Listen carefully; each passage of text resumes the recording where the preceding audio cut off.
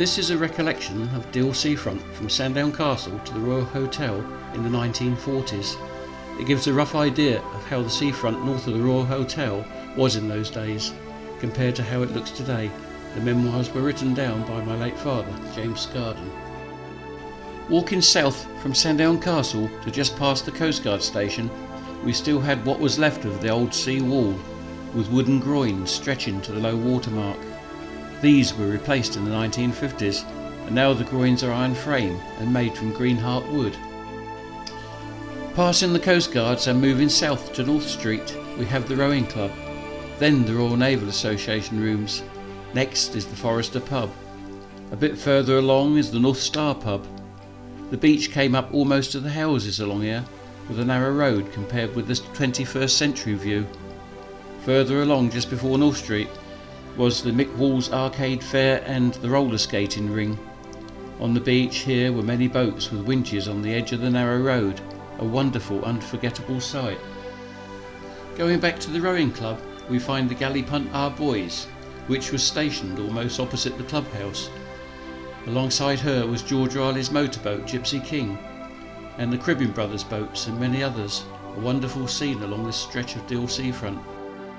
Walking from North Street to Exchange Street along Beach Street, we have, at the top of North Street, the sewer chamber. This was connected to the sewer pipe, which went into the sea. The sea girt, which is now gone, was one of many houses which stood on the seaward side of Beach Street in the old days. All sadly have now been pulled down. The sea girt had a Lewis gun on the parapet during the war. The Royal Exchange pub was at the top of Exchange Street. At the top of Griffin Street are the Mary Huffam almshouses, which were for seamen. Again, along here, the beach came up to the road, with boats on it belonging to Sonny Betts and the Hickmans, the If Not and the Why Not, which were later moved to south of the Royal Hotel in the 1950s. As we come to Griffin Street, we see the beginning of the sea wall, which starts from the road about 30 feet out, with a slipway and concrete steps between Golden Street and Silver Street. An old practice of us youngsters was to go and get a greasy wood from Tommy Upton's plots and slide from the top to the bottom of the steps into the sea at high water. Great fun. Dean's boats with the old-time capstans with the walk-around poles were stationed between Griffin Street and Oak Street, and between Golden Street and Silver Street was the pub The Pelican, and just past this was McDonald's paper shop, just before you get to Farrier Street. Moving south, we pass Sir Justice Charles House. This is now the Three Compasses Inn at the top of Coppin Street. Next to this in Coppin Street was Coppin House, where Tommy and Anna Upton lived. Adelaide House lies at the top of Brewer Street. Opposite Brewer Street is Tommy Upton's plots, with Anna Upton's bathing huts, which were fitted out with curtains, furniture and a parrot in a cage outside. On the north side of the huts were 3 skiffs, the Little George, the Seashell and Sea Nymph, and 4 double scullers, the Alexandra. I can't remember the others. During the winter these were taken to George Alley just off Griffin Street. They were then stored in Whitlock's old horse and cart stall next to the Salvation Army Hall. They were brought out again the next summer. On the south side of Tommy's hut, before war broke out, was the motorboat Skipjack, which was used to do trips in the Downs and out to the Goodwin Sands.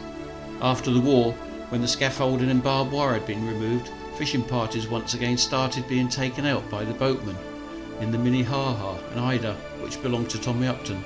These were skippered by Joe Smith and Johnny, Nutty Rebel, or Bubbles Fouet, and occasionally by Jeff Pryor. Seasonal spratting, herring fishing and trammel netting for Huss was done by Jeff Fishlock, or Wimpy as he was known. Toby Turnton also took boats out with weekend fishing parties. Rowing boats were also let out for fishing.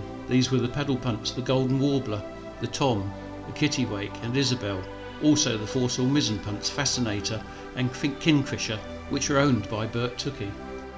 The galleys Seaman's Hope, Bluebell and Harry Upton's paddle punt Ethel and cod punt Little Dick. The Star and Garter Hotel was at the top of Oak Street, with many more boats on the beach here, including Fido Bailey and Freddie Upton's Rose Marie, which was one of the boats that went to Dunkirk. Herrings were a major income, and those landed in those days were sold by numbers up until the 1960s and went like this: 4 herrings to the warp, 30 warp to the 100, this was a long 100. 1,000 herrings to the cran basket, and 10,000 herrings or 10 cran to the last. There was always 33 warp to the 100 to allow for gillers when sold for bloatering. Gillers were called tie-tails when used for bloatering. None were ever sold by the stone. The price in the 1950s was from 6pence to 3 shillings per 100.